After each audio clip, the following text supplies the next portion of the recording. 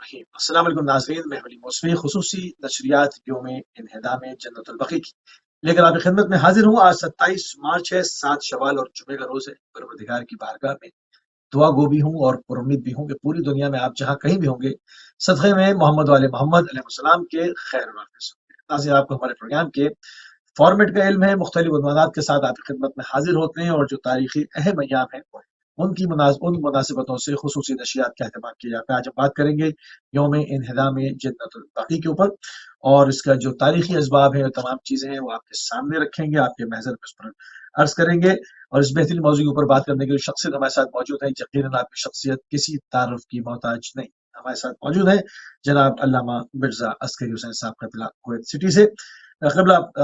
आपको इस हदोनाक वाक़े की ताज़ियत पेश करेंगे और आप प्रोग्राम में खुशामदीद कहेंगे और आपकी खिदमत में सलाम अर्ज करेंगे। अस्सलाम वालेकुम रहमतुल्लाह। वालेकुम अस्सलाम रहमतुल्लाहि व बरकातुहू। आपको और तमाम नाज़रीन की खिदमत में भी नयाम की ताज़ियत है और इंशाअल्लाह दुआ है बारगाह खुदा में कि खुदाया दुनिया में अमन व अमान कायम रखे और जल्द अज़ जल्द अहले बैत के आशियाने फिर से आबाद हों इंशाअल्लाह। जज़ाकल्लाह क़िबला, जज़ाकल्लाह। हमारी खुसूसी नशियात यौम इन्हिदाम जन्नतुल बकी के ऊपर है क़िबला। जिस तरह से अभी हमने अनाउंस किया, तो थोड़ा सा इसका तारीखी पस मंज़र बयान फरमा। अऊज़ु बिल्लाहि मिनश शैतानिर रजीम, बिस्मिल्लाहिर रहमानिर रहीम, अल्हम्दु लिल्लाहि वस्सलातु अला अहलिहा, अम्मा बाद। सबसे पहले एक बार फिर मैं तमाम अहले बैत के चाहने वाले दुनिया में जहाँ जहाँ भी उनकी खिदमत में ताज़ियत पेश करता हूँ। हद में रोज़ात अहले बैत अलैहिमुस्सलातु वस्सलाम की मुनासबत की कि बक़ी में जो ज़रीहें थीं और जो मक़बरे थे और जो रोज़ात थे उनकी पामाली हुई, इसकी हम जो है वो ताज़ियत पेश करते हैं। और देखें,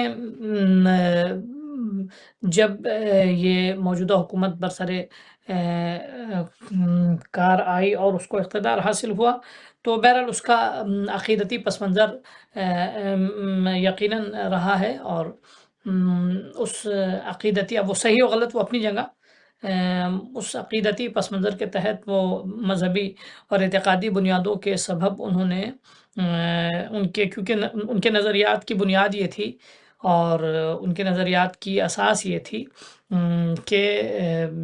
ये कब्रें जो हैं वो एक तरह की जो है वो एक तरह की गोया बुत परस्ती से उन्होंने शबाहत दी और कहा कि ये शिर्क है, क्योंकि इनके ज़रिए इंसान गैर खुदा से दूर होता है और गैर खुदा की तरफ रुझान लेकर आता है। अभी बहरहाल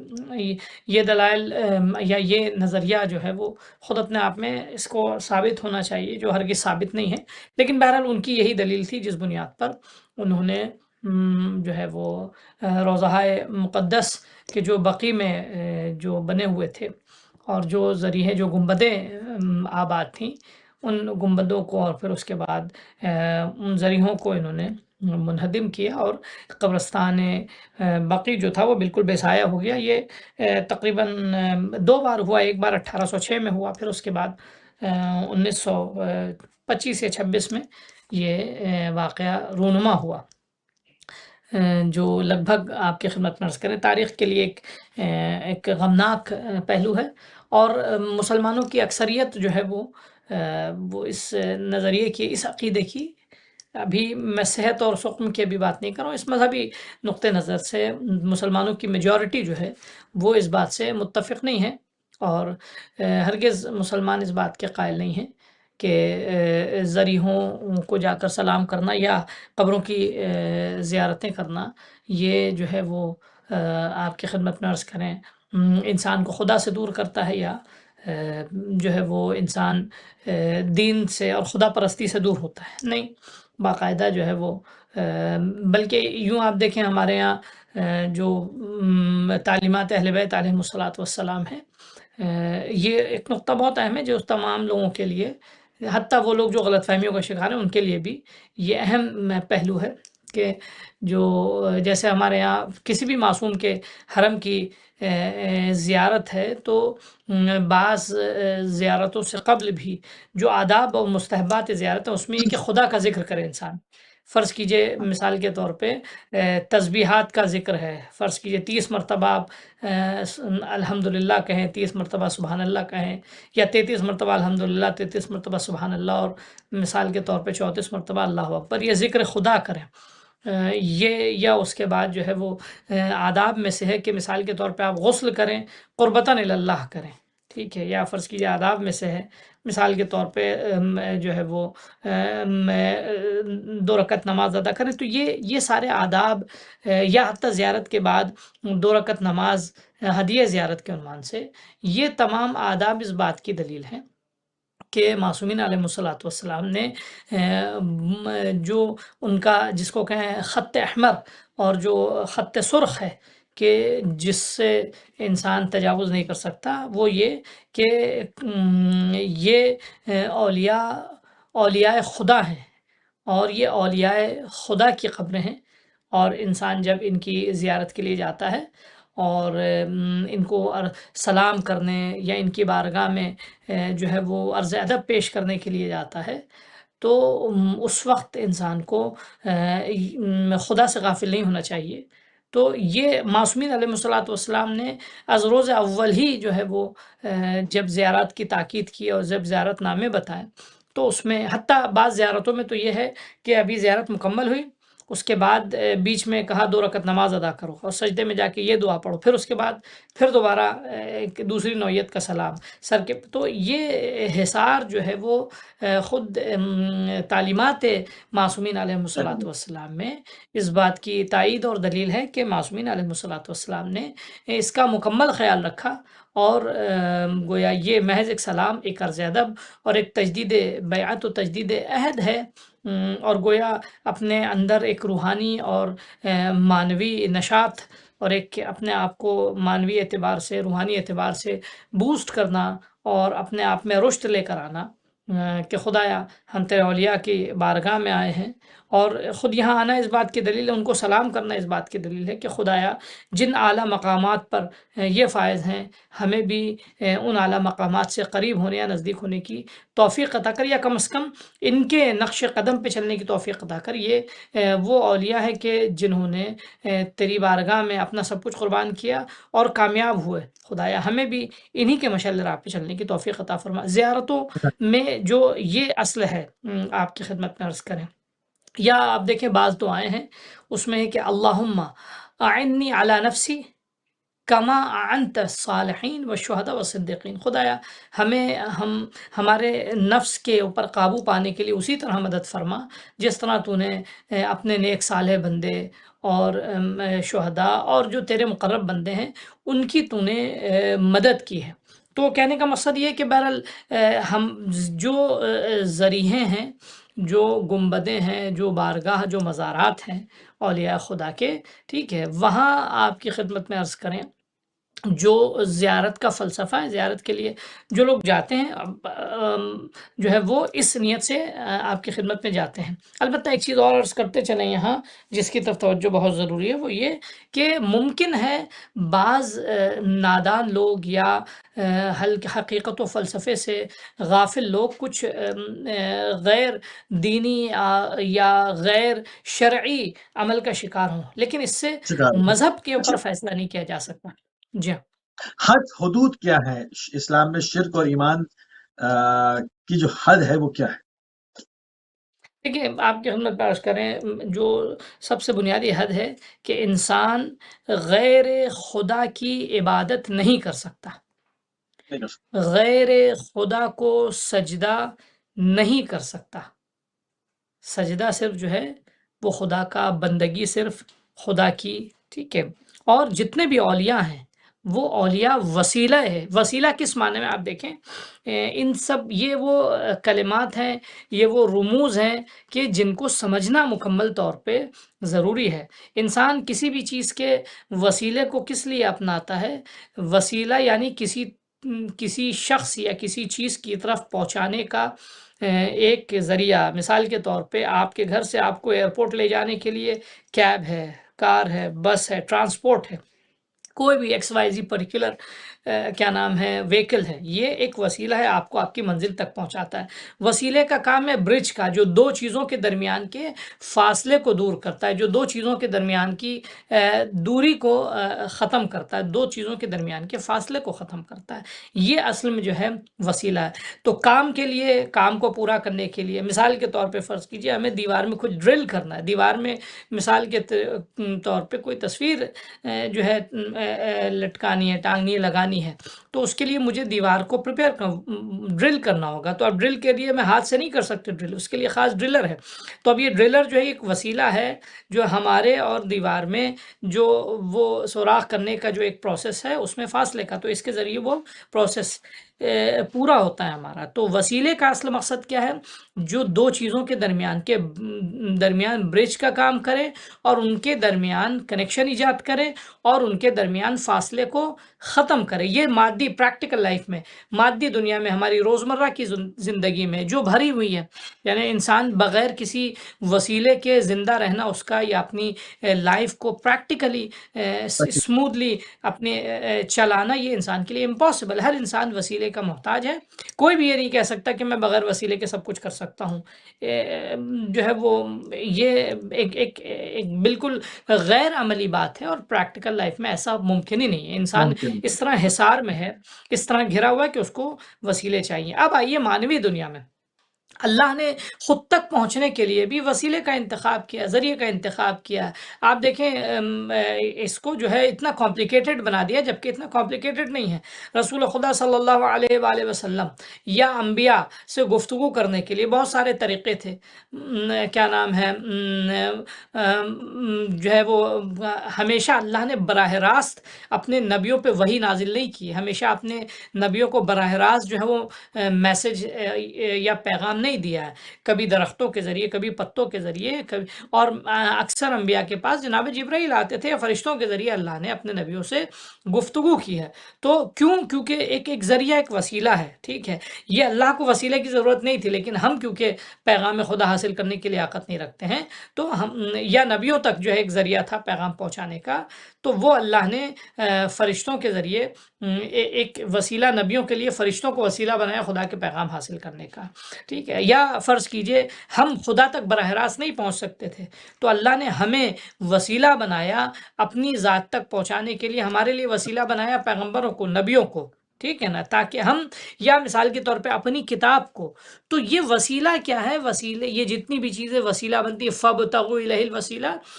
یہ جتنی بھی چیزیں وسیلہ بن رہی ہیں اللہ تک پہنچنے کے لیے، یعنی اللہ اور ہمارے بیچ کے لیے یہ برج ہیں، اللہ اور ہمارے بیچ کے درمیان ایک کنیکشن ہے، اور اللہ اور ہمارے بیچ کے درمیان کے ایک فاصلے کو کم کرتی ہیں۔ اللہ کی معرفت، اللہ کی عبادت، اللہ کی اطاعت، اللہ کے احکام کو حاصل کرنا، اور اللہ کی عبادت کے طریقے کو سیکھنا، سلیقے کو سیکھنا، یہ سب جو ہے وہ ان سب چیزوں کے لیے ایک برج، اور انسان محتاج ہے، اور یہ کنٹینیوس جو ہے وہ اس برج کا اور اس تسلسل کا برقرار رہنا ضروری ہے۔ تو خدا نے ان انبیاء کو اور ان اولیاء کو، جو ہمارے اور خدا کے درمیان ایک وسیلہ ہے، ان کو برج بنا کر بھیجا، وسیلہ بنا کر بھیجا۔ اور جو ہے وہ دیکھیے، مسلمانوں میں اور غیر مسلمانوں میں، یا مسلمانوں اور مسلمانوں سے قبل کی ملتوں میں فرق یہ ہے کہ انبیاء جب گئے ان کے مذہب میں تحریف ہوئی، اور جو ہے وہ انبیاء کو مثال کے طور پہ اللہ کا بیٹا بنا دیا، یا خدا بنا دیا، یا ان کی پوجا کرنے لگے، کوئی نہ کوئی شکل، کوئی نہ کوئی نام دے دیا، جس کے بعض اثرات آج بھی ہم دنیا میں دیکھتے ہیں مثال کے طور پہ، ٹھیک ہے۔ یا ان کو خدا بنا دیا، یا مظہر خدا بنا دیا، مجسمہ ان کا تیار کر دیا۔ خب یہ اسلام، لیکن اسلام میں یہ چیز نہیں ہوئی ہے۔ اسلام میں نبیوں کا، اولیاء خدا کا احترام ہے،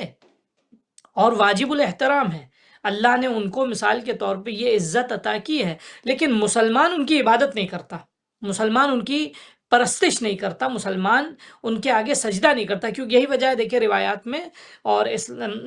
معصومین علیہ السلام کی ہدایت کے مطابق ہم کیا نام ہے، غیر خدا کے آگے سجدہ نہیں کرتے۔ اب یہاں آپ کی خدمت میں عرض کریں، اب یہاں دیکھیں لوگوں کی غلطی کبھی بھی مذہب کے اکاؤنٹ میں اس کو نہیں ڈالا جا سکتا۔ عوامی سطح پر بہت سے نادان لوگ غلطی کر سکتے ہیں۔ اب فرض کیجئے ہمارے ہاں جو ہے وہ معصومین کی ذریح کا سجدہ نہیں ہے، سجدہ خدا کا ہے، سجدہ شکر ہے، جو ذریعہ کی مثلا ائمہ علیہ السلام کے ذریعے کے پاس پہنچتے ہیں اور وہاں جا کے جو لوگ سجدہ کرتے ہیں وہ سجدہ شکر خدا کا کرتے ہیں کہ خدایا تیرا لاکھ لاکھ شکر کہ تو نے اس مقدس سرزمین کی زیارت کا شرف عطا کیا، وہ سجدہ شکر خدا کا ہوتا ہے۔ یا مثال کے طور پہ ہم زری کے سامنے بوسہ لے سکتے ہیں احترام میں، لیکن ہم یہ کہ مثلا اس زری کو سجدہ کر رہے ہیں، کوئی بھی مثال کے طور پہ سمجھدار شیعہ یا سمجھدار مسلمان ایسا کام ہرگز نہیں کرتا، کیونکہ سجدہ غیر خدا کا جائز نہیں ہے۔ رسول خدا صلی اللہ علیہ وآلہ وسلم یا ائمہ طاہرین علیہ السلام نے اپنی زندگی میں کبھی بھی لوگوں کو انکریج نہیں کیا۔ حتیٰ مولا کائنات کسی قبیلے سے گزرے تو وہاں کے لوگ ایک پیر پہ کھڑے ہو کے اچھل اچھل کے جو ہے وہ مولا کائنات کا استقبال کر رہے تھے یا مولا کائنات کو خدا حافظی کر رہے تھے، تو مولا نے کہا کہ ما ھذا الذی صنعتم، یہ تم کیا کر رہے ہو؟ ٹھیک ہے، یہ ایسا کام ہے کہ جس سے نہ تمہاری دنیا آباد ہوگی نہ آخرت، مفہوم عرض کر رہا ہوں۔ کہا کہ ہم اپنے رؤساء اپنے حکام کا استقبال اسی طرح کرتے ہیں۔ کہا کہ میں اس سے راضی نہیں ہوں۔ مولا نے منع کیا ہے، یعنی گویا معصومین علیہ السلام نے کبھی بھی لوگوں کو اپنا عبید نہیں بنایا۔ جیسے جناب عیسیٰ علیہ السلام کے لیے اللہ نے جب جناب عیسیٰ سے پوچھا کہ کیا اے عیسیٰ ابن مریم یہ بتائیے کہ آپ نے لوگوں سے اپنی قوم سے یہ کہا ہے کہ ہمیں اور ہماری والدہ کو جو ہے تم خدا مانو؟ تو جناب عیسیٰ نے جواب دیا، قرآن میں موجود ہے کہ خدایا سب سے پہلے میں نے کہا نہیں، اور اگر میں کہتا تو جانتا، تیری بارگاہ میں یہ بات چھپی نہیں رہتی۔ تو کہنے کا مقصد یہ کہ نہ انبیاء نے نہ اولیاء خدا نے کسی نے بھی اپنی عبادت کی اجازت نہیں دی ہے اور اپنے آگے سجدہ کرنے کا حکم نہیں دیا۔ یہی ٹھیک وجہ ہے۔ ہے معصومین اچھا، علیہ السلام نے، تو میں اس بات کو معصومین علیہ السلام کی بارگاہ میں یہ امپورٹنٹ نقطہ ہے، جو حتیٰ نادان لوگ جو کرتے ہیں، اب وہ اپنی نادانی میں کرتے ہیں، غفلت میں کرتے ہیں، لیکن معصومین علیہ السلام کی ذریعوں کے سامنے یا ان کے بارگاہ میں جو سجدہ ہوتا ہے وہ سجدہ اللہ کی شکر کا سجدہ ہے، نہ یہ کہ ان قبروں کا سجدہ ہے، نہ یہ کہ معصومین کے آگے سجدہ ہے۔ ٹھیک ہے، اگر کوئی نادانی میں کرتا ہے معصوم کے آگے سجدہ تو اس کو ہمارا مذہب اور ہمارا پورا دین جو ہے وہ اس کو ہرگز ریکگنائز نہیں کرتا، ہرگز اس کو ایکسیپٹ نہیں کرتا، وہ ایک نادانوں کا عمل ہے۔ تو اوورآل آپ کی خدمت میں عرض کریں کہ جو ہے وہ یہ جو زری ہیں، یہ جو قبریں ہیں، یہ ان اولیاء کی قبریں کہ جو ہمارے اور خدا کے درمیان کا برج ہیں اور ہمارے اور خدا کے درمیان کا ایک وسیلہ ہے۔ ہم ان سے زندگی میں بھی سیکھتے ہیں اور ان کی اس دنیا سے جانے کے بعد، یعنی اس دنیا سے جب یہ پردہ پوشی کرتے ہیں اور جام شہادت، کیونکہ اللہ کی راہ میں جاتے ہیں تو شہید ہوتے ہیں، جب یہ شہید ہو کر جاتے ہیں تو چاہے وہ اپنے بستری پہ کیوں نہ گا ہوں، تو اس کے بعد بھی ان سے ان کی ذریعوں پہ جانا اور ان کے پاس جانا یا ان کے روضوں پہ جا کے سلام بھیجنا یا درود پڑھنا، وہ ایک تجدید عہد ہے، یعنی یہ اعلان کرنا ہے، ہم اپنی طرف سے اعلان کر رہے ہیں کہ خدایا ہم انہی کی راہ پہ باقی ہیں، ہم انہی کے نقش قدم پہ چل رہے ہیں، ہم انہوں نے جو راستہ دکھایا ہم انہی راستوں پہ ہم گامزن ہیں۔ یہ ایک فلسفہ ہے، بنیادی فلسفہ زیارت کا، یعنی ان کے جو افکار تھے وہی میرے افکار ہیں، ان کے جو نظریات تھے وہی میرے نظریات ہیں، ان کے جو اعتقادات تھے وہی میرے اعتقادات ہیں، یہ جس سیرت اور جس عمل پہ تھے وہی میری سیرت ہے، وہی میرا عمل ہے۔ اصل فلسفہ زیارت کا گویا یہ ہے کہ ہم ان کے نقش قدم پہ ہیں، ہم ان کے فوٹ سٹیپ پہ ہیں، ہم ان کے پیچھے چل رہے ہیں اور ان کے بتائے ہوئے راستے پہ گامزن ہیں۔ یہ ہے اصل زری کا مقصد، یہ اصل مثلا صحیح ذریعوں میں جانے کا مقصد۔ جی صحیح۔ اچھا، قبروں کی جو زیارت ہے، مطلب کیا جی وہ شرک کے دائرے میں آ جاتی ہے؟ کیوں اس کے اوپر اتنا وابیلہ کیا جاتا ہے؟ کیوں؟ دیکھیے، سب سے پہلے اس کے کوشچن کا، اس سوال کا جواب اس طرح دیا جائے، اگر یہ ہوتا کہ قبروں کی زیارت گویا انسان کو خدا کی عبادت سے دور کرتی، ایک، یا قبروں کی جا کے انسان پوجا کرتا، دو، یا یہ کہ مثال کے طور پہ قبروں میں موجود لوگوں کو خدا سمجھتا، تب یہ شرک ہوتا۔ لیکن جتنے بھی لوگ ان قبور کی زیارت کے لیے جاتے ہیں دنیا بھر میں، جہاں بھی جو بھی، یعنی ہم کہتے ہیں 100% لوگ کہتے ہیں، ہم اس میں 99.99 بھی نہیں کہتے، 100% لوگ جو زیارت پہ جاتے ہیں وہ نہ قبر میں موجود لوگوں کو خدا سمجھ کے جاتے ہیں، نہ جو ہے وہ کیا نام ہے خدا کی عبادت چھوڑ کے ان کی عبادت کرتے ہیں، اور نہ ہی جو ہے وہ مثلا ان کو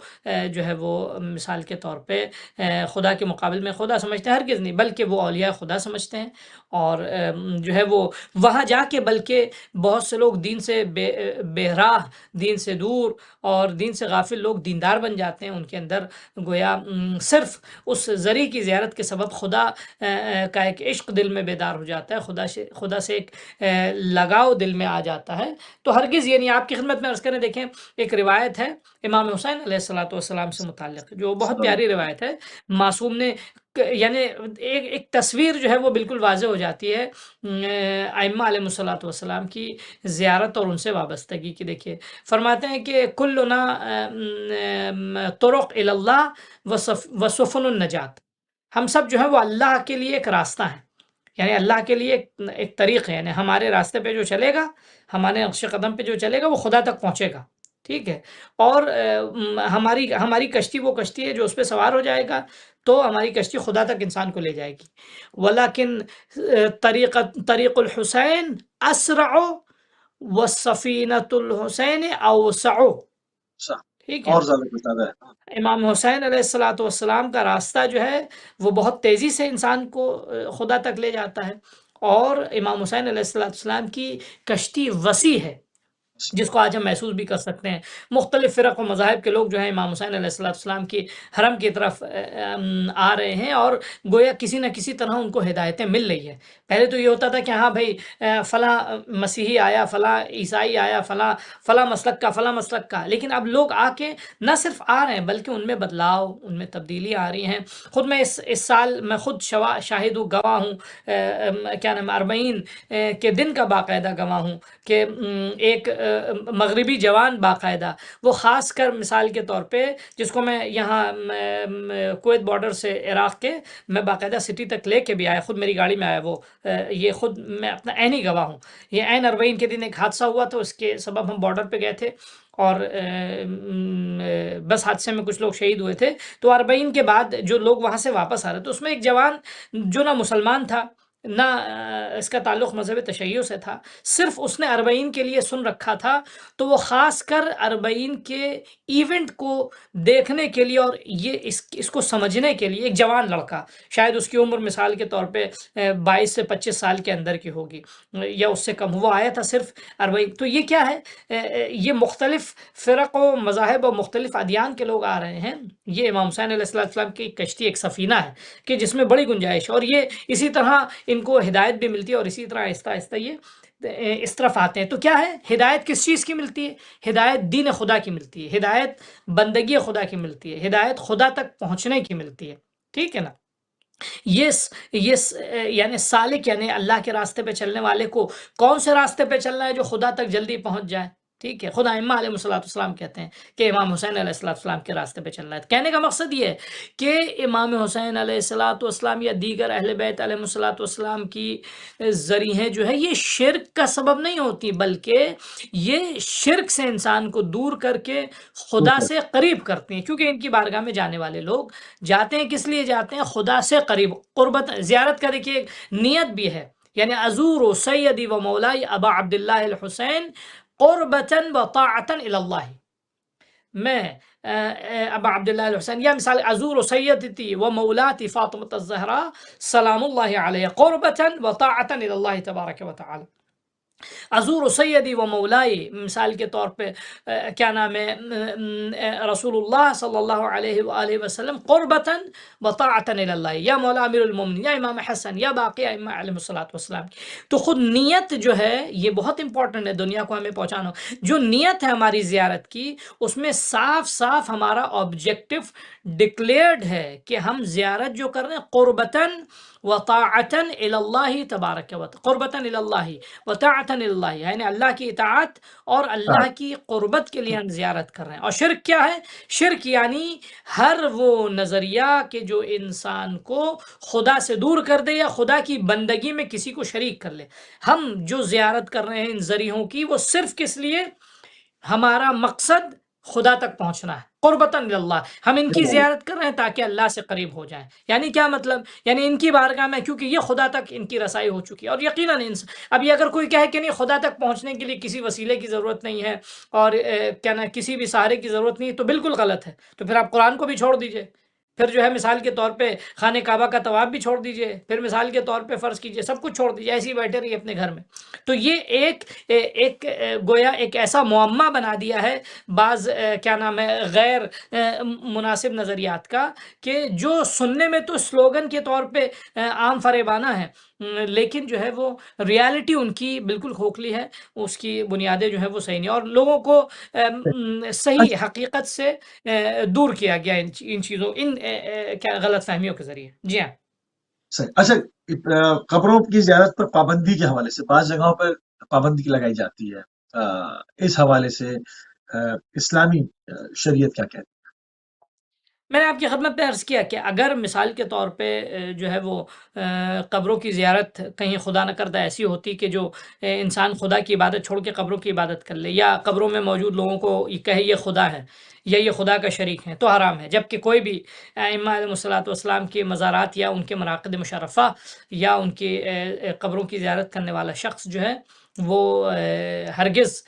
جو ہے وہ اس نیت سے نہیں جاتا، بلکہ انہیں ولی خدا، وسیلہ بارگاہ خدا اور خدا کی، یعنی ان سے عبادت کا سلیقہ سیکھنا ہے، ان سے دین سیکھنا ہے، ان کے بتائے ہوئے راستے پہ چلنا ہے، اس نیت سے جاتا ہے زیارت کا. تو ہرگز یہ جو ہے وہ نہیں ہو سکتا کہ جو روکنے کا، میں آپ کی خدمت میں یہ عرض کر رہا ہوں، روکنے کا جو سبب ہے وہ یہ ایک جو ہے وہ مس انٹرپریٹیشن کہیے، ایک غلط اچھا، اس میں ترجمانی کہیے، ایک ہارون رشید کا ایک قول معذرت کے ساتھ اس میں ملتا ہے کہ اس نے کہا کہ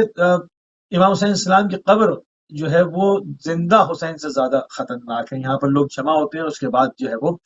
اس کی حکومت جو ہے وہ لرزر و اندام ہونے کو آ جاتی ہے. یہ اس کا اس حوالے سے ان کو قبروں سے ایک سیاسی خوف بھی ہے. میں یہی عرض کر رہا ہوں، کیونکہ مثال کے طور پہ لوگ قبروں پہ آتے ہیں جب تو قبروں پہ ایک تجدید عہد ہوتا ہے، اور گویا یہ اعلان ہوتا ہے کہ ہم، یعنی مثال کے طور پہ یعنی اجتماعی شکل میں خاص کر اگر جو آتے ہیں لوگ، آپ نے دیکھا ہوگا صدام کے زمانے میں اجتماعی زیارتوں پہ پابندی تھی، ٹھیک ہے، یعنی گویا ایک مارشل لاء جیسی کیفیت تھی. 3 4 5 لوگ اکٹھا، یعنی الگ الگ انفرادی طور پہ سناٹا بکھرے ہوئے لوگ جو ہیں، کیونکہ اجتماعی شکل میں اگر جو جاتے ہیں تو اس میں ایک تجدید عہد ہوتا ہے. اور تجدید عہد اس لیے نہیں کہ انہیں کوئی جنگ کرنی ہے، انہیں کوئی مثال کے طور پہ انہیں کوئی جو ہے وہ فتنہ انگیزی کرنی ہے یا انہیں کوئی قیام نہیں ہے. یہ صرف ہوتا ہے کہ گویا امام حسین علیہ السلام نے ظلم کے خلاف قیام کیا تھا، مظلوموں کی حمایت میں قیام کیا تھا. تو ہم یہاں اجتماعی شکل میں وہی عہد پیما کی جو ہے وہ کیا نام ہے اس کو باز احیا کر رہے ہیں، دوبارہ سے ہم پھر ان پہ کیا نام ہے اعلان کر رہے ہیں کہ ہم بھی انہی عہد و پیمان پر ہیں. تو یہ اب جتنے بھی لوگوں نے پابندیاں لگائیں، چاہے وہ کیا نام ہے اس وقت کے ہوں یا جو ہے وہ یعنی اس صدی کے یا گزشتہ صدیوں کے رہے ہوں، یا اسلام کی ابتدائی زمانے یعنی رسول خدا صلی اللہ علیہ وسلم کے بعد جب دوسری حکومتیں آئیں، اس زمانے میں جتنے بھی لوگوں نے امام حسین علیہ السلام کی شہادت کے بعد پابندیاں لگائیں، تو اس کا سبب یہ تھا کہ وہ یہ جانتے تھے کہ یہاں جانے والے لوگ مردے کی عبادت کے لیے نہیں جا رہے ہیں، قبر میں موجود شخص کو ایک مردہ سمجھ کے اس کی بندگی کے لیے نہیں جا رہے، بلکہ اس سے تجدید عہد. آپ دیکھیں خود ہارون رشید کے لیے ملتا ہے، یہ امام کاظم علیہ السلام کے ساتھ گئے تو یہ بھی رسول خدا صلی اللہ علیہ وآلہ وسلم کی قبر پہ جا کے جو ہے وہ سلام کرتے تھے. السلام علیکہ، وہ یبن مشہور معروف مناظرہ امام کاظم علیہ السلام کا ان سے معروف ہے. ایک گئے زری پہ گئے، انہوں نے جا کے کہا السلام علیکہ یبن عم، اس کے ذریعے وہ رشتہ داری اپنی دکھانا چاہ رہے تھے. امام کاظم علیہ السلام نے کہا السلام علیکہ یا جدہ، تو اس پہ انہوں نے اعتراض بھی کیا کہ بھئی یہ کون سی بات ہے، آپ ان کی بیٹی کی اولاد میں سے ہیں اور جو ہے وہ آپ ان کو جد کہتے ہیں. تو امام نے متعدد مثالیں دیں، جناب کیا نام ہے عیسیٰ کو جو ہے وہ حوالہ دیا کہ وہ جو ہے وہ جناب ابراہیم کی نسل سے انہیں کہا جاتا ہے، کہ جبکہ وہ جناب مریم سے ان کا سلسلہ ملتا ہے، تو کیسے ہو سکتے ہیں؟ تو جس نسبت سے جناب عیسیٰ جناب ابراہیم کی اولاد ہو سکتے ہیں، اسی نسبت سے ہم بھی رسول خدا صلی اللہ علیہ وآلہ وسلم کی اولاد ہیں. تو کہنے کا مقصد ہے وہ بھی سلام کرتے تھے، تو وہاں سلام کرنے کا کیا مقصد تھا؟ وہاں سلام کرنے کا مقصد یہ کہ یا رسول اللہ ہم آپ کے عہد پہ باقی ہیں۔ سلام کا بنیادی فلسفہ کیا ہے؟ بنیادی فلسفہ ہے کہ ہم اس عہد پر باقی ہیں۔ اب وہ عہد ہی، کیونکہ دیکھیے امام حسین علیہ السلام کا قیام یا اس جیسی تحریکیں یا اس عہد پر بقا جو ہے، یہی سب سے بڑا خطرہ ہے، ٹھیک ہے نا؟ اس کو جیسے اس وقت کا یزید خائف تھا، ویسے ہی ہر زمانے میں لوگ خوف زدہ ہوں گے، لہٰذا وہ جو ہے وہ ہر دور میں اگر آپ کو پابندیاں نظر آئیں گی تو یہ پابندیاں مثال کے طور پہ مذہب کی تو دیکھیے آڑ ہوتی ہے، اور مذہب کو تو ہر زمانے میں ظالم طاقتوں نے اپنے اقتدار کے لیے جو ہے ایک شیلڈ بنایا ہے، ایک سپر بنایا ہے، وإلا اصل جو ہے وہ ان کو اپنے اقتدار کا خوف رہتا ہے، ٹھیک ہے۔ محض تاریخ میں بہت ساری مثالیں ملتی ہیں کہ جب اقتدار ملا تو انہوں نے کہا بھائی ہم کو تمہارے نماز روزے سے ہم کو کوئی تعلق نہیں، کوئی ربط نہیں، ہمیں اقتدار چاہیے تھا، وہ ہمیں مل گیا، ٹھیک ہے، تمہارا دین بچے یا جائے ہمیں اس سے کچھ لینا دینا نہیں ہے۔ اس سے پہلے جو ہے باقاعدہ مثلا اپنا وہ چہرہ سامنے رکھا عوام کے کہ جس میں لوگ یہ سمجھیں کہ ان سے بڑا کوئی دیندار بھی نہیں ہے۔ تو یہ ایک ہر دور کا رہا ہے، ہر زمانے میں وہ جو ظلم کی بنیاد پر جن کا اقتدار رہتا ہے، انہوں نے جو ہے وہ دین اور مذہب کو اپنے لیے ایک سپر بنایا ہے، جبکہ ان کا دین اور مذہب سے کوئی تعلق نہیں ہوتا۔ یہ ایک اوور آل فارمولہ ہے کہ جس کو ساری دنیا دیکھتی ہے، ہمارے کہنے یا نہ کہنے سے کوئی فرق نہیں پڑتا، لیکن یہ ایک پریکٹیکل سی بات ہے کہ کیا نام ہے، ظلم کی بنیادوں پر قائم حکومتیں مذہب کو آڑ بناتی ہیں اور سپر بناتی ہیں، ان کے کیا جو ہے وہ صرف ایک سپر کی حیثیت ہے، وإلا حقیقت میں کوئی بھی ایسا نہیں ہوتا ہے اس کو صحیح جو ہے وہ۔ تو آپ کی خدمت میں عرض کریں کہ تو یہ ایک سلوگن اور ایک خلاصے کے طور پہ آپ دیکھیں کہ ذریحوں کی زیارت سب سے پہلے، یعنی اب اس کے بھی سٹیپس ہیں، اس کے بھی مراحل ہیں، اپنے آپ کو ان سے وابستہ کرنا، اپنے آپ کو ان سے قریب کرنا، اپنے آپ کو ان کے نظریات سے قریب کرنا، اپنے آپ کو ان کے دین و دیانت سے قریب کرنا، اس کے بعد جو ہے وہ مثال کے طور پہ اپنے آپ کو ان جیسا بنانے کی کوشش کرنا، جبکہ کوئی بھی نہیں، دنیا میں ان جیسا کوئی نہیں بن سکتا، وہ معصوم ہے، ٹھیک ہے نا، لیکن کم از کم اپنے آپ کو ان کے خیمے میں لے کر آنا، خیمے سے قریب لے کر آنا۔ اس کے بعد جو ہے وہ پھر آہستہ آہستہ جب یہ قربت اور جب یہ لگاؤ کا جو ہے وہ، اسی لیے کہا جاتا ہے کہ تم بار بار زیارت کے لیے جاؤ، حتیٰ زیارت میں جب جانے لگو، جب زیارت سے واپس آنے لگو تو یہ خدا سے کہو کہ خدایا یہ میرا آخری عہد نہ ہو زندگی کا کہ آخری بار میں زیارت کروں، پھر مجھے تو بلانا، یعنی اس کا مقصد یہ کہ پھر آئے انسان، اور جب بار بار آئے گا تو وہ ان کے عہد سے اور ان کے طریقے زندگی سے قریب ہوگا، اور آخری مرحلہ یہ ہوگا کہ اب ہمارا شعار وہی شعار ہے جو ان کا شعار ہے، ہماری سیرت وہی سیرت ہے جو ان کی سیرت ہے، ہمارا دین وہی دین ہے جو ان کا دین۔ یہ مرحلہ وار ہے، کبھی کچھ لوگ پہلی مرتبہ میں پہنچ جاتے ہیں، کچھ لوگوں کو بار بار آنا پڑتا ہے، یہ سفر تربیت کا طے کرنا پڑتا ہے، ٹھیک ہے، یا جو لوگ اس مرحلے تک پہنچ چکے ہیں ان کو پھر سے زندہ کرنا پڑتا ہے، پھر سے زنگ آلود دل کو جو ہے اس کے زنگ کو پاک کرنا پڑتا ہے، صاف کرنا پڑتا ہے۔ تو یہ جو تاکید کی گئی بار بار صرف اس کے لیے کہ زیارتیں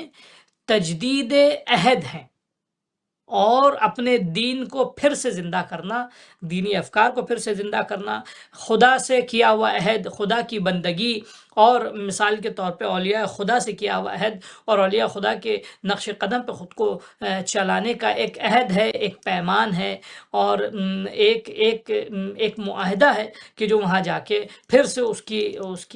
اس کو زندگی ملتی ہے۔ تو یہ اصل فلسفہ ہے۔ اب اس کے لیے ممکن ہے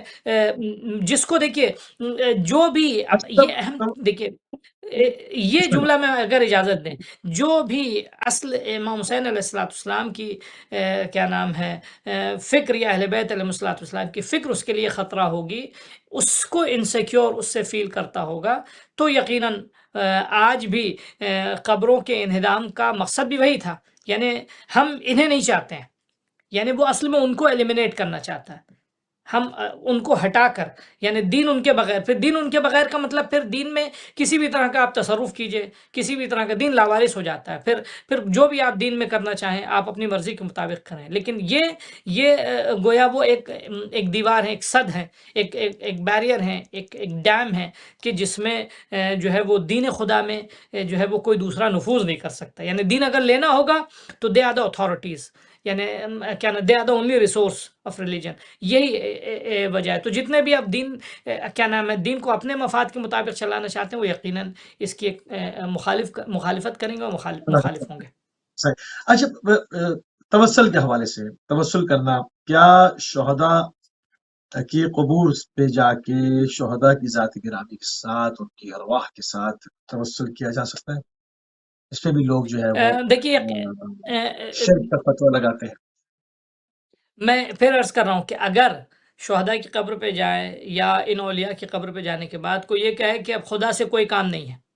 جو کچھ ہے یہی ہے، اکثر کبھی ہوتا ہے مثال کے طور پہ بعض لوگ جو ہے وہ بعض لوگ اپنی نادانی میں، البتہ وہ کبھی ہرگز وہ مذہب کے لیے دلیل نہیں ہے، یا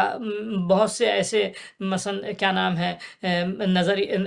مطالب پیش کرتے ہیں، بہت سے واقعات پیش کرتے ہیں کہ جس میں گویا خدا، اولیاء خدا کے مقابل میں آ جاتے ہیں، وہ ہرگز نہیں ہے۔ نہیں، اگر خدا کے مقابل میں ان کو کھڑا نہیں کیا جاتا ہے بلکہ خدا تک پہنچنے کا توسل یعنی وسیلہ بنانا، ایک برج بنانا، تو بالکل عین عبادت ہے، بندگی ہے۔ ہم ان کے پاس کیوں آ رہے ہیں؟ تاکہ ان کے افکار سے آشنا ہو، ان کے طریقے بندگی سے، ان کے سلیقے بندگی سے، ان کی عبادت سے، ان کے طریقے سے، یہ کس طرح خدا سے دعا کرتے ہیں، یہ کس طرح خدا سے گفتگو کرتے ہیں، یہ کس طرح خدا سے مانگتے ہیں، انہوں نے کس طرح عبادت کی، انہوں نے کس طرح نماز پڑھی، انہوں نے کس طرح دین خدا کو زندہ کیا، انہوں نے کس طرح جو ہے وہ دین خدا کے لیے قربانی دی، انہوں نے کس طرح جو ہے وہ دین خدا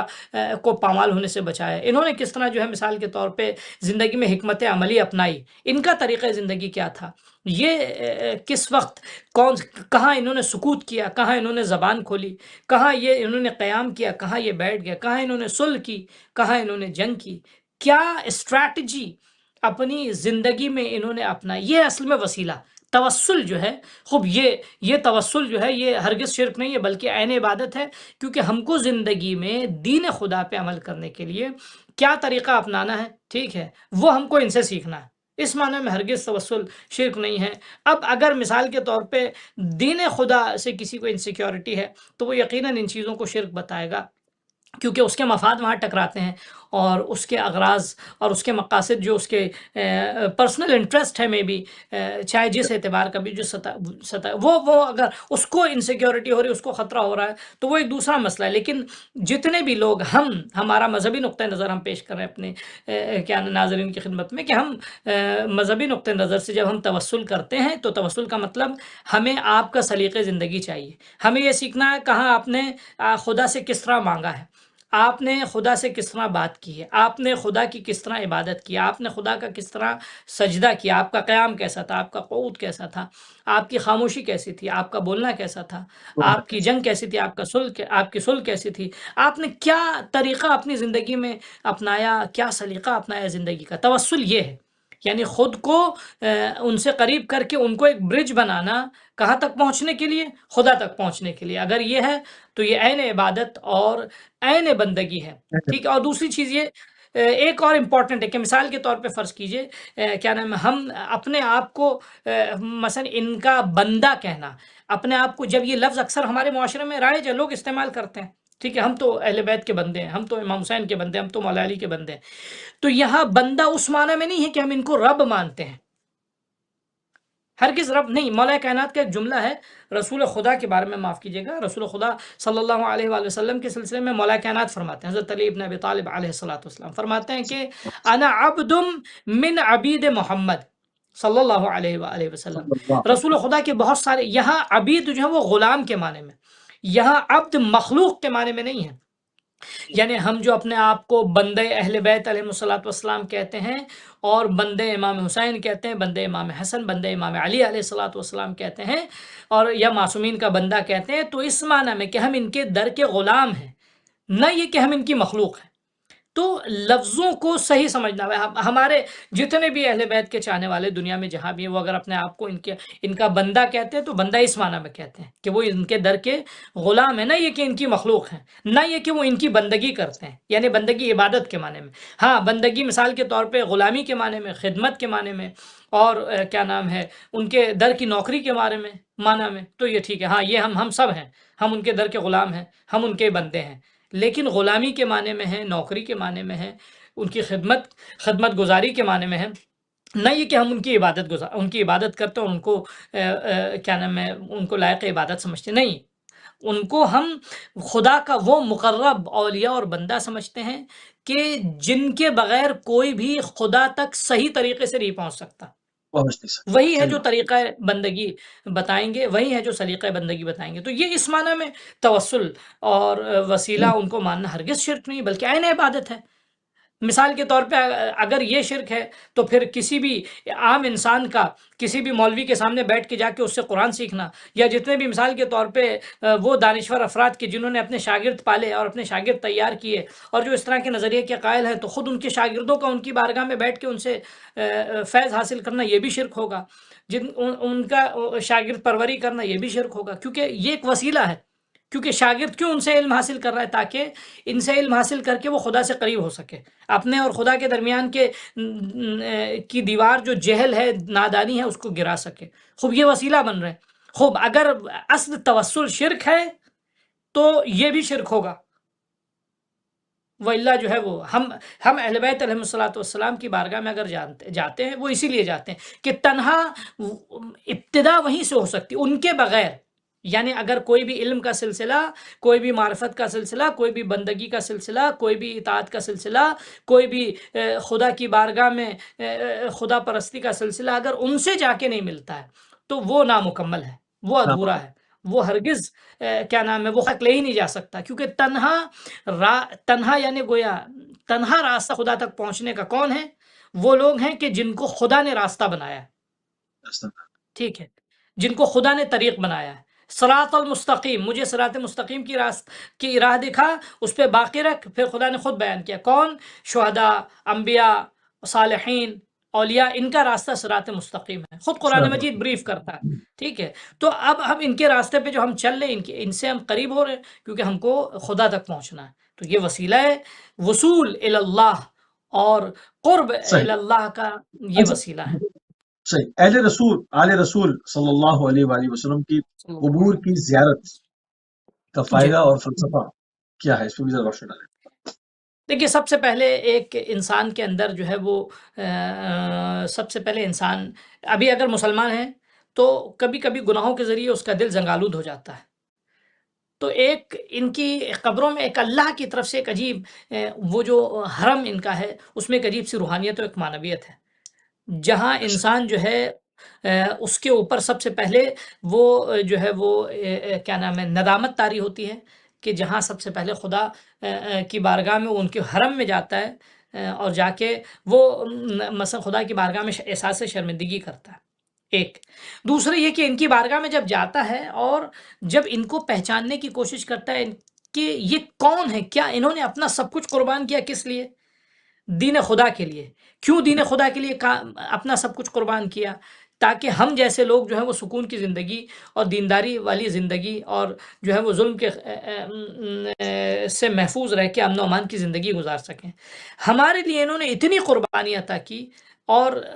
جو ہے وہ ہم کس طرح جو ہے ان کے احسانات کا بدلہ چکا رہے ہیں۔ تو ایک یہ خود بخود ایک روحانی انقلاب کا سبب ہوتا ہے، ٹھیک ہے۔ اس کے بعد یہ ایک ابتدائی مراحل ہے، انسان جو ہے وہ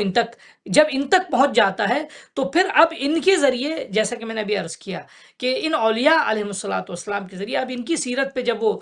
چلنے لگتا ہے تو پھر اس کی منزل خدا تک پہنچتی ہے، وہ خدا سے قریب ہونے لگتا ہے۔ اور پھر آپ سوچئے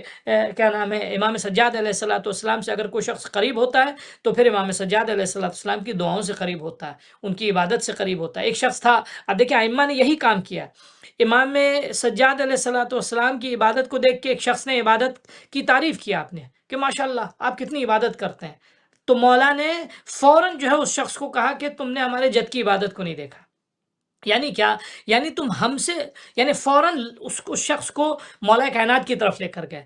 تاکہ وہاں مولا کائنات کی طرف جب پہنچے گا تو پھر وہاں مولا کائنات سے وہ خدا تک پہنچے گا کہ علی جیسا اتنا عبادت گزار، اتنے کمالات، اتنے فضائل والا، اتنی قدرت و طاقت والا، اتنے کمالات والا کہ جس کے پاس دنیا اور آخرت کے اللہ نے سارے اختیارات دے رکھے ہیں نبی اکرم صلی اللہ علیہ وآلہ وسلم کے بعد، لیکن ایسا انسان اتنی قدرت و طاقت کے باوجود بھی خدا کی بارگاہ میں سجدہ ریز ہے۔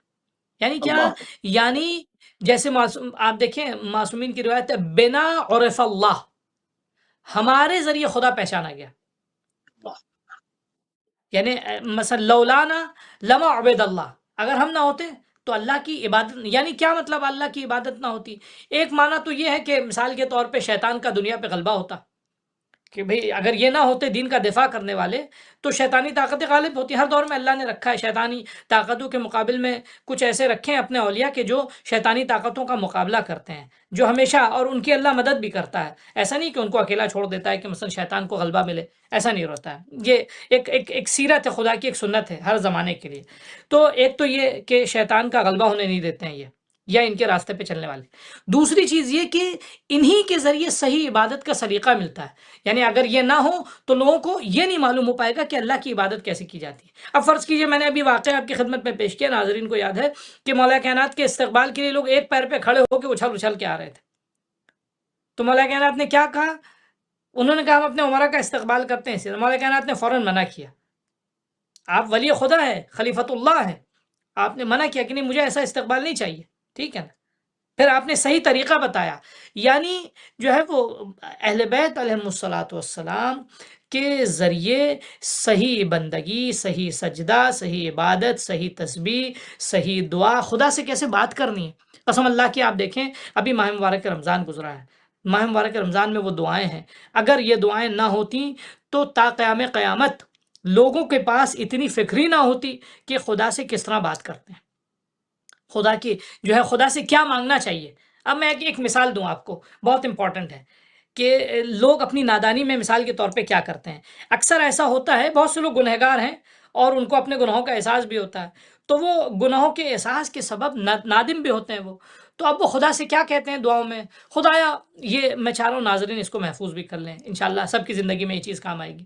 وہ اکثر ہوتا ہے، آپ نے دیکھا بھی ہوگا، خدایا اگر تو مجھے آخرت پہ، میں اتنے گناہ گار ہوں، اس قدر میں نے گناہ کیے ہیں کہ میں عذاب کا مستحق ہوں، یقیناً مجھے معلوم ہے، تو مجھے آخرت کے بجائے اس دنیا ہی میں مجھ پہ عذاب نازل کر دے. ایسا اکثر دیکھا ہوگا آپ نے، سنا بھی، لوگ کہتے ہیں خدایا مجھے آخرت میں عذاب نہیں چاہیے، اسی دنیا میں عذاب چاہیے. بہت سے لوگ نادانی میں اس طرح مانگتے ہیں. روایت کہتی ہے کہ رسول خدا صلی اللہ علیہ وآلہ وسلم نے ایک شخص کو دیکھا کہ اس کی حالت ایک جو ہے وہ سوکھے ہوئے چوزے انسان، یعنی ایک دم بالکل نحیف سے انسان کی ہو گئی حالت، ایک دم چہرہ اس کا حونق ہے، چہرے سے پتہ چل رہا ہے کہ وہ بہت پریشان ہے.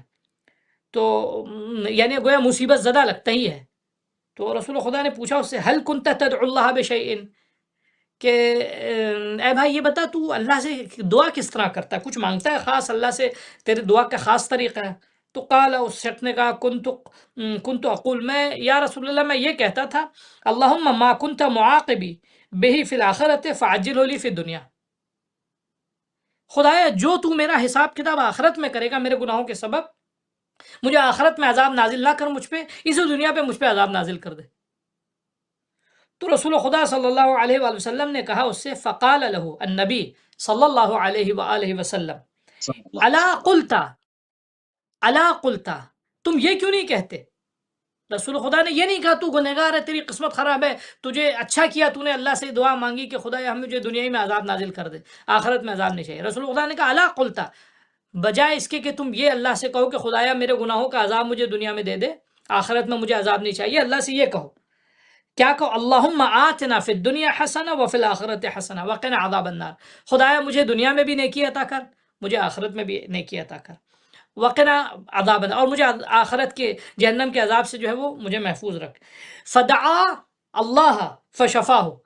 تو جب اس شخص نے یہ دعا کرنا شروع کی تو خدا نے اس کو شفا بھی عطا کی. یعنی کیا کہنے کا مقصد ہے؟ اب اہل بیت علیہ السلام، رسول خدا اگر اس شخص کو نہ بتاتے تو ساری زندگی اپنے لیے یہ عذاب کی دعا کرتا رہتا، ساری زندگی اپنے لیے مصیبت کی دعا کرتا ہے. یہ ایک میسج بھی ہے ان لوگوں کے لیے کہ جو گنہگار، بہرحال ہم سب گنہگار ہیں، کوئی بھی معصوم نہیں ہے، کہیں نہ کہیں گناہ ہو جاتا ہے جانے انجانے میں. ٹھیک ہے، انسان خطا کا شکار ہو جاتا ہے، تو انسان کو مایوس نہیں ہونا چاہیے. انسان اپنے گناہوں کا تدارک کرے اور اللہ سے اس طرح مانگے، خدایا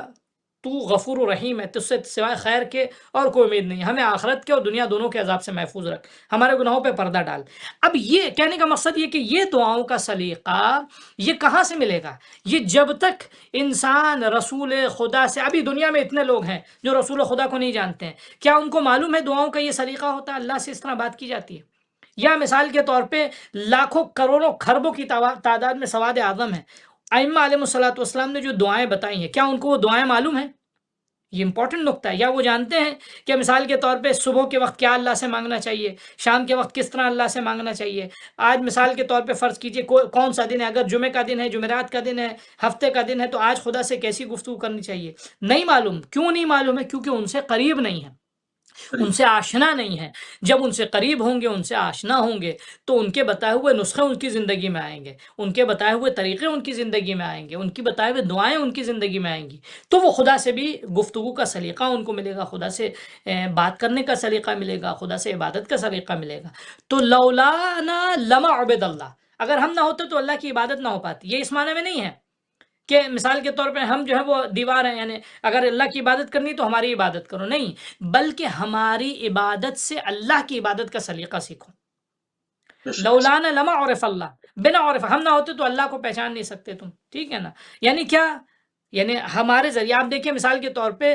جو ہے وہ مولا کائنات کو وسیلہ معرفت خدا کہا جاتا ہے. شہزادی زہرا سلام اللہ علیہ کو وسیلہ معرفت خدا کہا جاتا ہے. خوب. نبی اکرم صلی اللہ، کیوں؟ نبی اکرم صلی اللہ علیہ وآلہ وسلم کی تربیت کے بعد ان کی آپ دیکھیں اتنی عظمت و فضیلت رسول خدا نے بیان کی، لیکن اس کے بعد یعنی انہوں نے مثلا اپنی زندگی میں اتنے اختیارات، جبکہ آپ دیکھیں یعنی مثلا مباہلے میں جو نصارہ نے اعتراف کیا تھا کہ یہ ایسے چہرے ہیں کہ اگر یہ پہاڑوں کو کہیں تو اپنی جگہ سے ہٹ جائیں. اتنی طاقت اور اتنی قوت، فرشتوں کو اپنے گھر میں بلا لینا، اپنا ایک صدقہ دے کے جو ہے مثلا کیا نام ہے قرآن کی آیتیں نازل کروا لینا، اس قدر اخلاص و بندگی تھی، اتنا اختیار تھا ان کے پاس. لیکن اس کے باوجود بھی زندگی کے سخت ترین لمحات کا تحمل کیا خدا کے لیے، یعنی خدا کی بندگی کے لیے، خدا کی عبادت کے لیے. تو یہ وسیلہ عبادت ہیں ہماری زیارتیں. میں اپنی بات کو ایک جملے میں کنکلوڈ کروں، اگر ہماری زیارتیں، ان قبروں تک جانا، وہ خود کو ان سے قریب کرنے کے لیے تاکہ ان کے ذریعے ہم خدا سے قریب ہو سکیں، ان کے ذریعے ہم دین کو حاصل کر سکیں. یہ اصل ہمارا آبجیکٹیو اور مقصد ہے. جزاک اللہ قبلہ، جزاک اللہ. انتہائی مشکور ہے قبلہ، آپ کی انتہائی ممنون ہے کہ آپ نے آپ کا بھی شکریہ بہت بہت. قیمتی ٹائم اہل بیت ٹی وی کو دیا. ناظرین، آپ سماعت فرما رہے تھے علامہ مرزا عسکری حسین صاحب قبلہ کو کویت سٹی سے، اور ہماری خصوصی نشریات یوم انہدام جنت البقیع کے حوالے سے آپ کی محضر میں پیش کی جا رہی تھی. ہمارے پروگرام کا تو ٹائم تمام ہو گیا، مگر ہماری اسکرین سے یوم انہدام جنت البقیع کی خصوصی نشریات کے مختلف پروگرامس آپ کے محضر میں پہنچتے رہیں گے. ہماری آپ کی اگلی ملاقات انشاءاللہ UK ٹائم سے